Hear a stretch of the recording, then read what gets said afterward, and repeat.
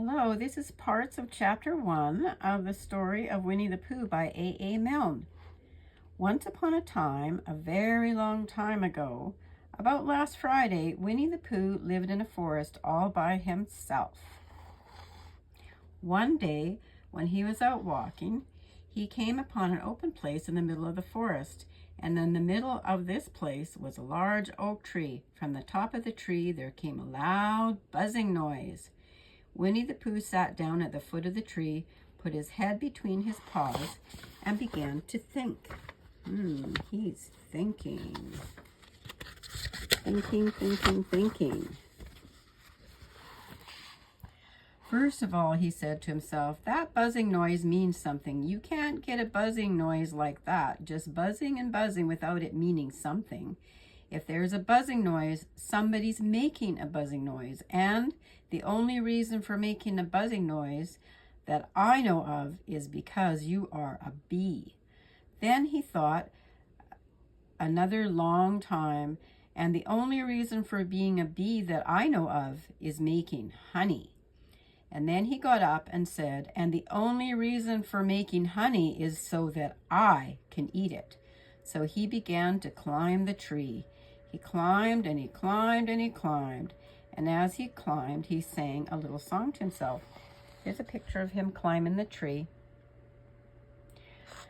His little song is, isn't it funny how a bear likes honey? Buzz, buzz, buzz, I wonder why he does. Then he climbed a little further and a little further and a little further. By that time, there he is climbing up further. He could think of another song.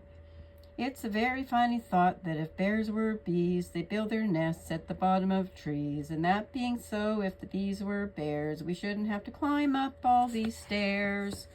He was getting rather tired by this time, so that is why he sang a complaining song. He was nearly there now, and if he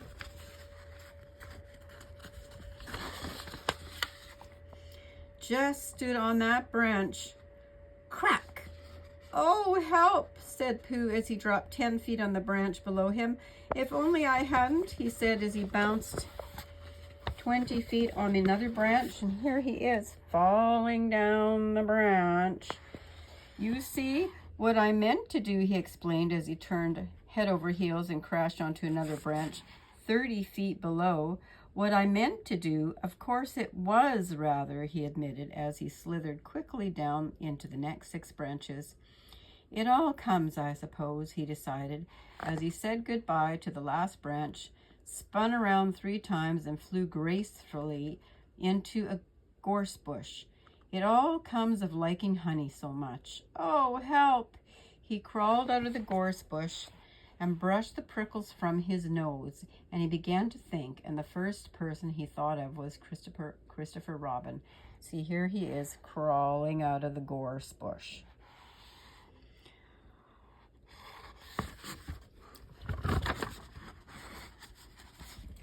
Sorry, it's taking me a bit of time to turn these pages. So Winnie the Pooh went round to his friend Christopher Robin, who lived behind a green door in another part of the forest. And here's Christopher Robin. Good morning, Christopher Robin, he said. Good morning, Winnie the Pooh.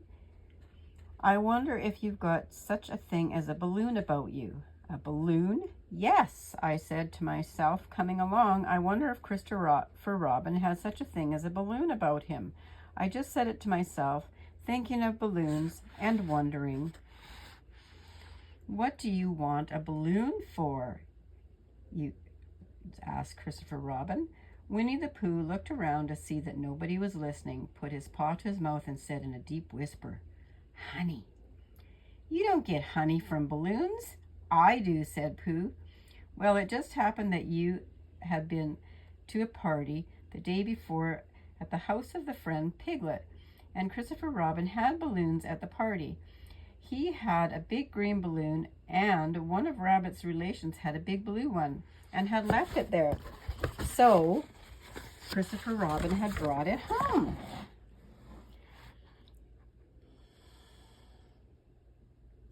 So he brought the green one and the blue one home. Which one would you like? He asked Pooh. He put his head between his paws and thought very carefully.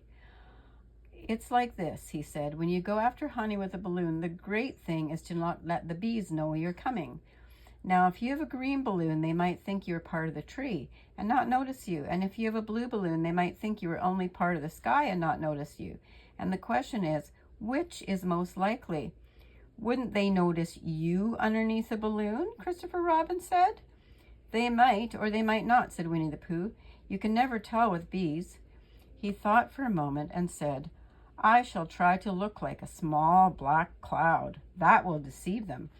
Then you had better have the blue balloon, said Christopher Robin, and it was decided.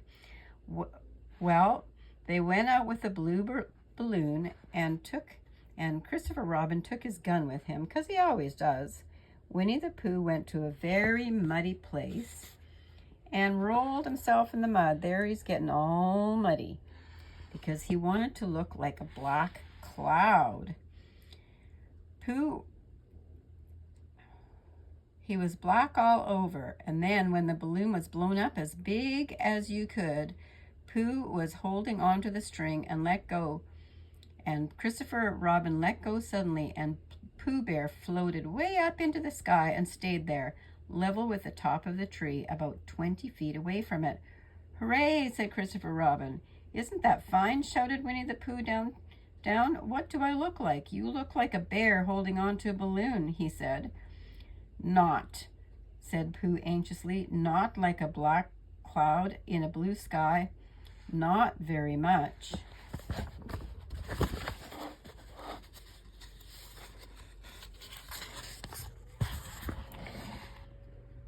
Oh, well, perhaps from up here it looks different, and as I say, you can never tell with bees. There was no wind to blow him nearer to the tree, so there he stayed. He could see the honey, he could smell the honey, but he couldn't reach the honey. After a little while, he called down to Christopher Robin. Christopher Robin, he said in a loud whisper. Hello, I think the bees suspect something. See, there he is, up in there with the bees buzzing around. What sort of thing? I don't know, but something tells me that they're suspicious. Perhaps they think you're after their honey. It may be that. You can never tell with bees. There was another little silence. Then he called down to you again.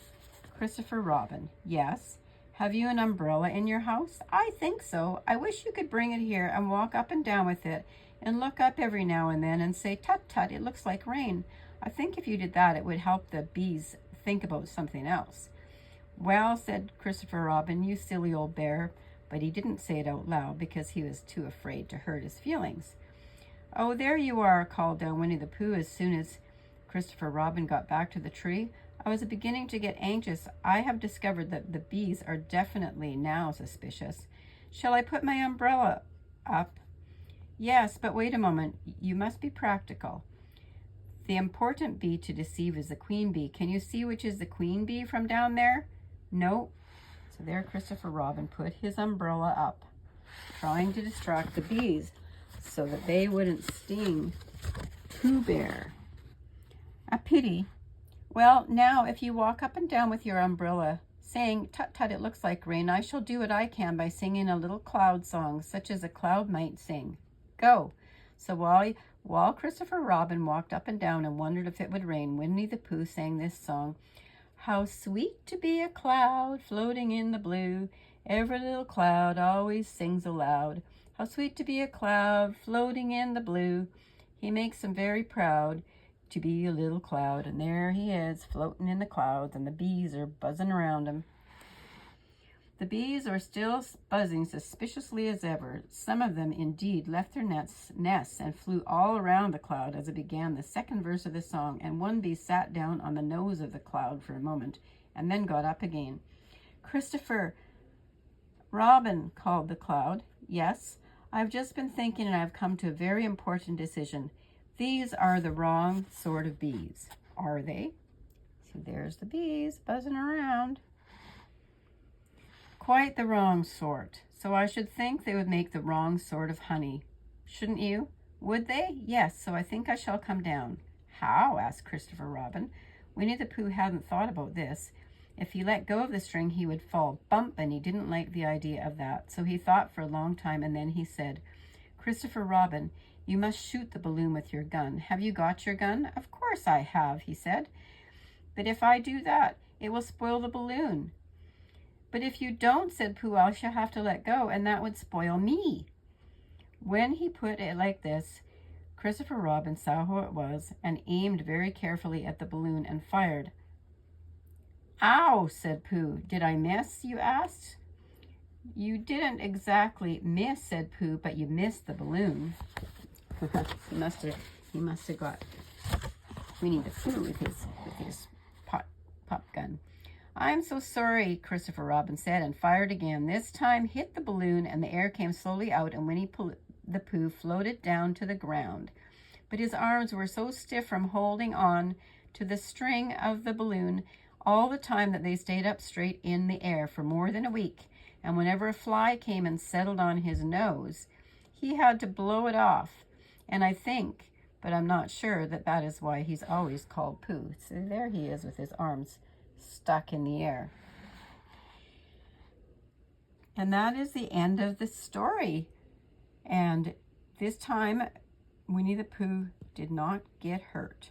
So now, another time, we'll tell another story. I hope you enjoyed this one. Bye for now.